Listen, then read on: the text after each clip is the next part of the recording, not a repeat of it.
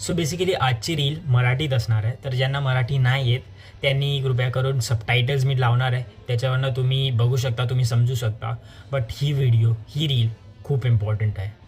So आपण clearly बघतोय की Marathi cinema is struggling to make a mark.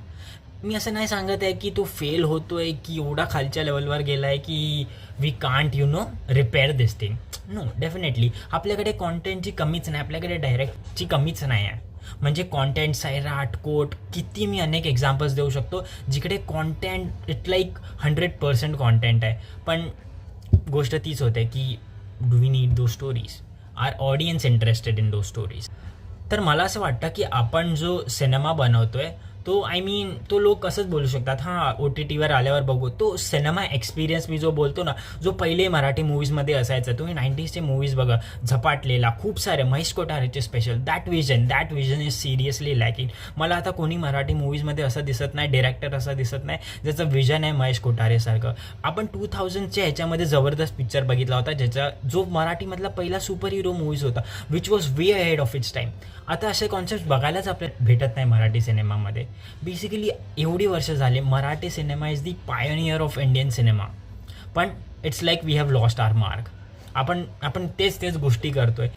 एवढ्या वर्षामध्ये आपल्याकडे एक प्रॉपर ॲक्शन फिल्म आहे आणि अजून खूप साऱ्या गोष्टी, अजून खूप सारे जॉनर्स आपण एक्सप्लोरच केलं. आता दशावतार आला, विच वॉज अगेन मी असं नाही बोलू शकत की that was something extra ordinary. या दॅट वॉज अन एक्सपेरिमेंट, पण हा लोकांना आवडला, लोक बघायला गेली. झोंबिवली वॉज अन एक्सपेरिमेंट, लोकांना आवडलं, लोक बघायला गेले. It was a cinematic experience. तर मी तेच सांगतोय की आपल्याला असं काही गोष्टी बनवावे लागेल that is only for cinematic experience. नाहीतर पब्लिककडे एवढा व्हेरियस फॉर्मॅट्स आहेत, एवढ्या गोष्टी आहेत बघण्यासारख्या.